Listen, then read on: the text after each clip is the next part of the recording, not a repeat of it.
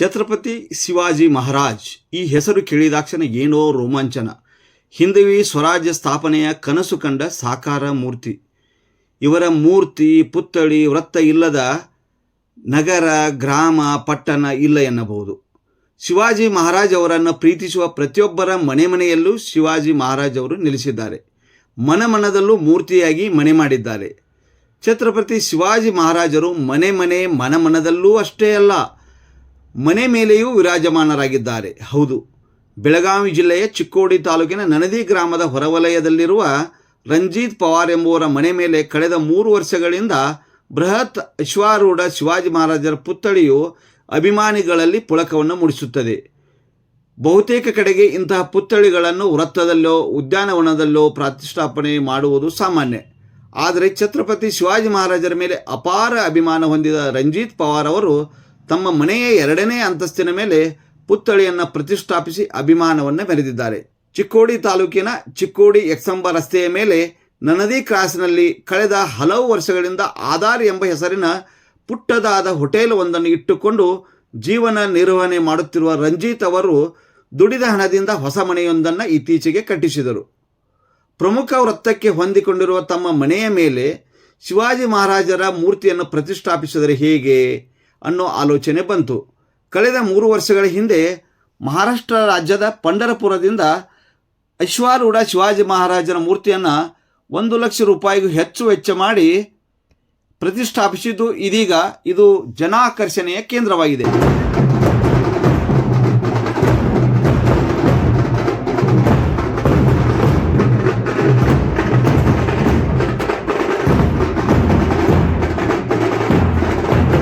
ಈ ರಸ್ತೆಯ ಮೂಲಕ ಹೋಗುವ ಪ್ರತಿಯೊಬ್ಬ ಪ್ರಯಾಣಿಕರು ಮೂರ್ತಿಯನ್ನು ಕಂಡ ನಮಸ್ಕರಿಸುತ್ತಾರೆ, ನಮಿಸುತ್ತಾರೆ, ವಂದಿಸುತ್ತಾರೆ. ಹೀಗಾಗಿ ಮೂರ್ತಿ ಪ್ರತಿಷ್ಠಾಪನೆಯನ್ನು ಮಾಡಿದ್ದು ಸಾರ್ಥಕ ಎನಿಸುತ್ತದೆ ಎಂದು ರಂಜಿತ್ ಪವಾರ್ ಹೇಳುತ್ತಾರೆ. ಹೇಗೆ ಸರ, ಛತ್ರಪತಿ ಶಿವಾಜಿ ಮಹಾರಾಜ್ ಅವರು ನಮ್ಮ ಆದರ್ಶರು. ನಮ್ಮ ಭಾರತ ದೇಶದ ಅವರು ಒಂದು ಮಹಾರಾಜರು, ದೇಶದ ಮಹಾರಾಜರಲ್ಲ, ಜಗತ್ತಿನ ಮಹಾರಾಜರು. ಅವ್ರ ಬಗ್ಗೆ ಇತಿಹಾಸ ನೋಡ್ರಿ ಸರ್, ಬಹಳಷ್ಟು ಒಂದು ದೊಡ್ಡ ಇತಿಹಾಸ. ನಮ್ಮ ಆಯುಷ್ಯ ಮುಂದೆ ಕೂಡ ಇತಿಹಾಸ ಮುಗಿಯಾಗಿದೆ ಸರ್. ಇಷ್ಟು ಇತಿಹಾಸ ಐತ್ರಿ.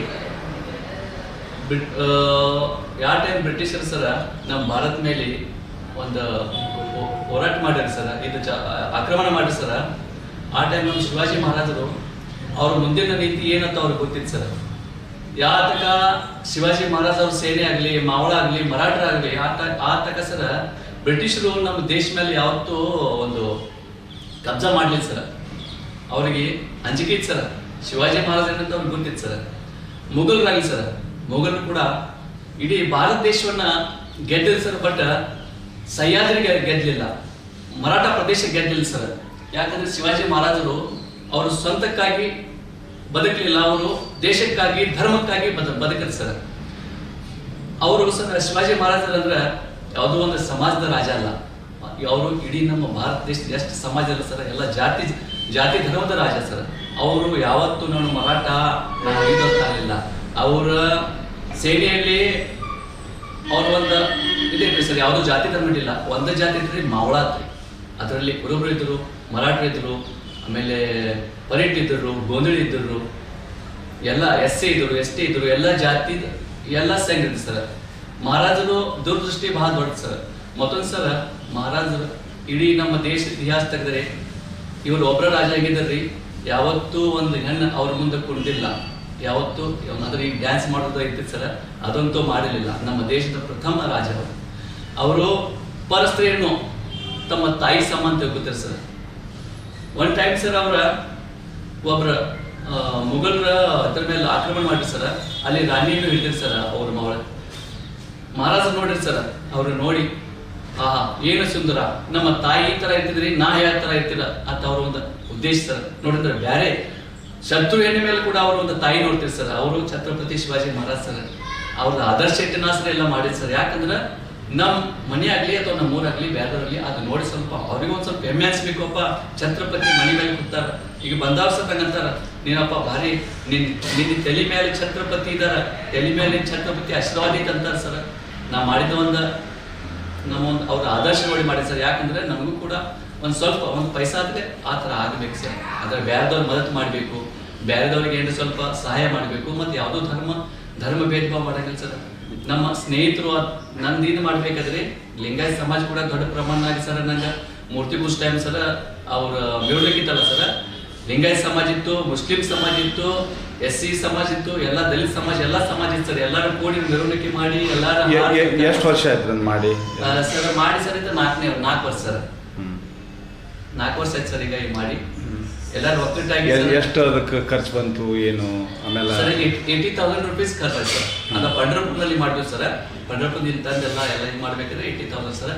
ಆಮೇಲೆ ನಾವು ಏನು ಸ್ವಲ್ಪ ಮೆರವಣಿಗೆ ಮಾಡಿದ್ವಿ ಸರ್.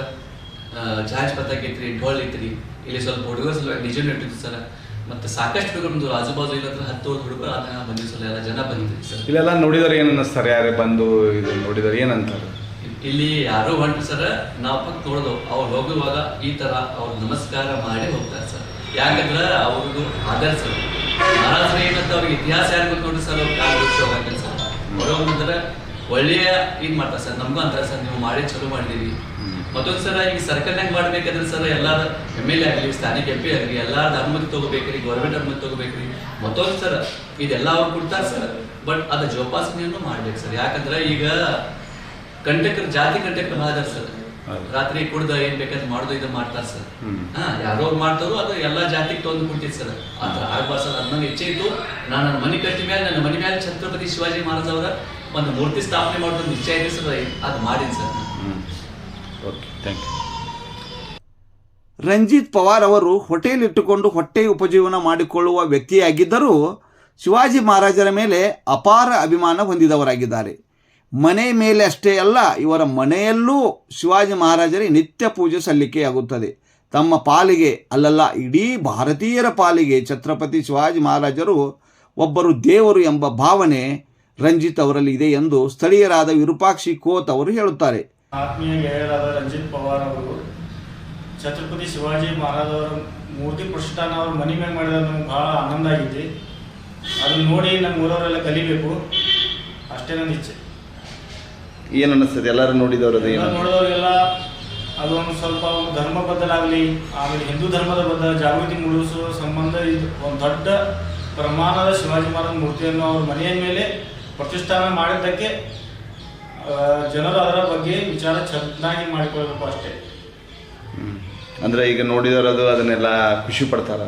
ಖುಷಿ ಪಡ್ತಾರೆ, ಎಲ್ಲರೂ ಖುಷಿ ಪಡ್ತಾರೆ. ಶಿವಾಜಿ ಮಹಾರಾಜ ಜಯಂತಿಗೆ ಬಂದು ಹಾರ ಹಾಕಿ ಪೂಜೆ ಮಾಡ್ತಾರೆ. ಮಹಾರಾಷ್ಟ್ರ ಸೇರಿದಂತೆ ದೇಶದ ಬೇರೆ ಬೇರೆ ರಾಜ್ಯಗಳಲ್ಲಿ ಶಿವಾಜಿ ಮಹಾರಾಜರ ಮೂರ್ತಿಗಳನ್ನು ಹೀಗೆ ಮನೆ ಮೇಲೆ ಪ್ರತಿಷ್ಠಾಪನೆ ಮಾಡುವುದನ್ನು ಕಾಣುತ್ತೇವೆ. ಆದರೆ ಕರ್ನಾಟಕ ರಾಜ್ಯದಲ್ಲಿ ಬೆಳಗಾವಿ ನಗರದಲ್ಲಿ ಮನೆಯೊಂದರ ಮೇಲೆ ಪ್ರತಿಷ್ಠಾಪನೆ ಮಾಡಿದ್ದನ್ನು ಬಿಟ್ಟರೆ ಗಿಲೆ ಎಂದು ಹೇಳಲಾಗುತ್ತದೆ. ಛತ್ರಪತಿ ಶಿವಾಜಿ ಮಹಾರಾಜರ ಜಯಂತಿ ಸಂದರ್ಭದಲ್ಲಿ ಈ ವಿನೂತನ ವರದಿ ತಮಗೆ ಹಿಡಿಸಿತು ಎಂದು ಬಯಸುತ್ತೇವೆ. News and Kannada channel subscribe ಮಾಡದೆ ಹೋದಲ್ಲಿ ಕೂಡಲೇ ಸಬ್ಸ್ಕ್ರೈಬ್ ಮಾಡಿ. ವಿಡಿಯೋವನ್ನು ಕೊನೆಯವರೆಗೂ ನೋಡಿದ್ದಕ್ಕೆ ತಮಗೆ ಧನ್ಯವಾದಗಳು.